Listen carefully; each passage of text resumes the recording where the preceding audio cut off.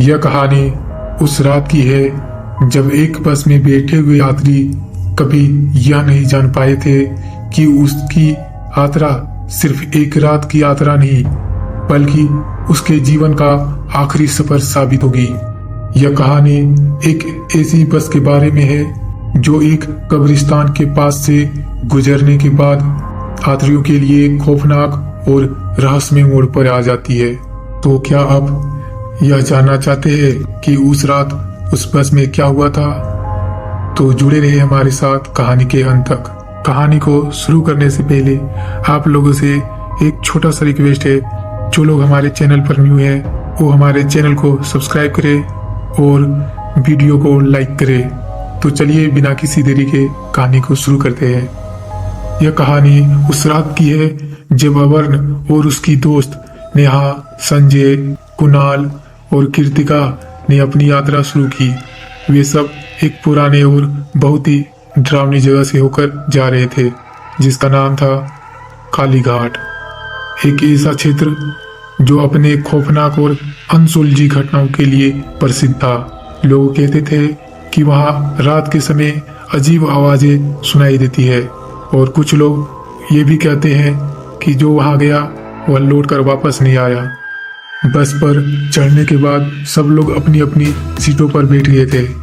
सबकी बातें एक सामान्य यात्रा के बारे में हो रही थी, लेकिन किसी को यह नहीं पता था कि एक डरावनी साया उनका इंतजार कर रहा था।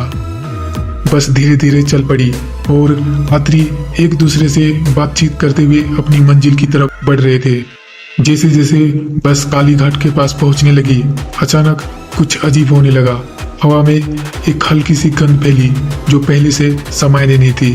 कुणाल, जो डरावनी फिल्में देखने का शौक रखता था, बोला, कुछ तो गड़बड़ है। मुझे ऐसा लग रहा है कि हम कहीं गलत रास्ते पर जा रहे हैं। नेहा, जो एक इतिहासकार थी, उसने अपनी पुरानी जानकारी के आधार पर कहा, यह इलाका बहुत पुराना और डरावना है। यहाँ का इतिहास बहुत ही डरावना है। कहते हैं कि यह जगह एक पुराने कब्रिस्तान के पास बसी हुई थी और वहाँ की आत्माएं आज भी इस जगह को घेरे हुए हैं। बस अचानक एक मोड़ पर मुड़ी और कुछ समय बाद वे एक सुनसान रास्ते पर पहुंच गए। यहाँ पर घना जंगल था और अंधेरा अधिक घना हो गया था। अचानक बस के इंजन में कुछ समस्या आई और बस रुक गई। गोपीनाथ, जो बस का कंडक्टर था, बस से बाहर निकलकर इंजन को चेक करने गया, लेकिन फिर वह वापस नहीं लौटा। सभी यात्री घबराने लगे। तभी यवर ने कहा, क्या गोपीनाथ के साथ कुछ हुआ तो नहीं? वह अभी तक नहीं आया है। हम लोगों को उसकी तलाश करनी चाहिए। जैसे ही सब लोग बस से बाहर निकले, उन्हें एक अजीब सी खामोशी का सामना करना पड़ा। दूर से एक हल्की सी आवाज आ रही थी, जैसे किसी की चीखने की आवाज हो।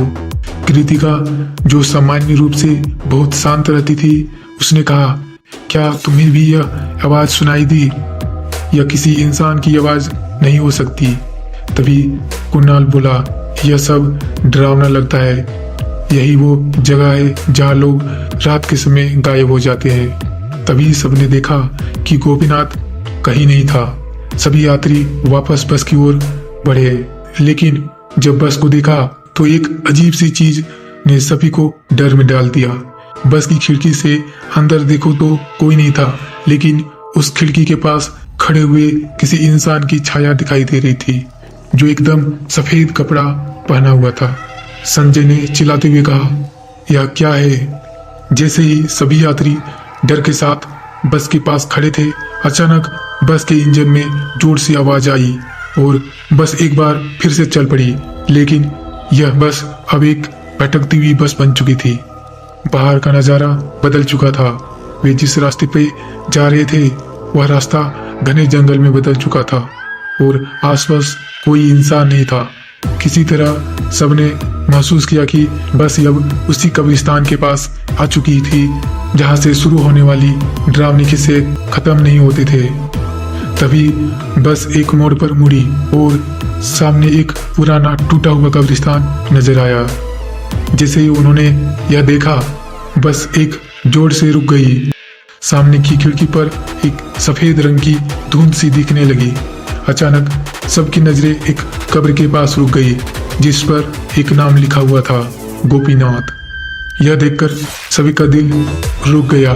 गोपीनाथ जो बस का कंडक्टर था, वह बस में नहीं था और उसकी कब्र वहां क्यों थी, यह सब देखकर उन लोगों को और भी डर लगने लगा। यवर ने महसूस किया कि वे किसी और दुनिया में जा चुके थे। अचानक एक और तेज आवाज आई और सभी यात्री बस से बाहर निकल पड़े। फिर एक अजीब सी ताकत ने सबको पकड़ लिया और उसने वापस कब्रिस्तान की ओर खींच लिया। सभी यात्री बस से बाहर थे और एक रहस्यमय बल के तहत वे कब्रिस्तान की ओर बढ़ रहे थे। नेहा जो इतिहासकार थी, उसने कहा, यह वह जगह है जहां आत्माएं रहती है, हमें यहाँ से जल्दी निकलना होगा। लेकिन फिर एक घना अंधेरा हो गया और सबकी आंखों के सामने एक भूतिया औरत का साया दिखाई दिया। तुम लोग हमारे साथ रहोगे, तुम्हारी यात्रा यही खत्म होगी, उसने कहा। अचानक सभी यात्री चौंक उठे क्योंकि वे फिर से बस में थे, लेकिन यह सब सपने जैसा महसूस हो रहा था। उन्होंने देखा कि बस में कोई भी यात्री नहीं था, केवल उनकी चुप्पियां और अजीब सी आवाजें थी। बस एक बार फिर से घने जंगल से निकलते हुए कब्रिस्तान के रास्ते से बाहर आ गई। वे डर के साथ अपने घर लौटे, लेकिन उनकी जिंदगी कभी पहले जैसे नहीं रही। उन्हें एहसास हो गया कि यह केवल एक खौफनाक और भूतिया यात्रा नहीं थी, बल्कि यह एक सच था जो वे अपनी आंखों से देख चुके थे। यह कहानी केवल एक डरावनी सफर की नहीं, बल्कि उस अजीब जगह के रहस्यों को उजागर करने की है जो कभी भूलने की कोशिश की जाती है, लेकिन उस यात्रा की निशानियां हमेशा इंसान के दिल में रहती। तो दोस्तों, यह कहानी आप लोगों को कैसी लगी कमेंट करके बताना, और कहानी अगर अच्छी लगी हो तो एक लाइक और एक सब्सक्राइब जरूर करें। धन्यवाद।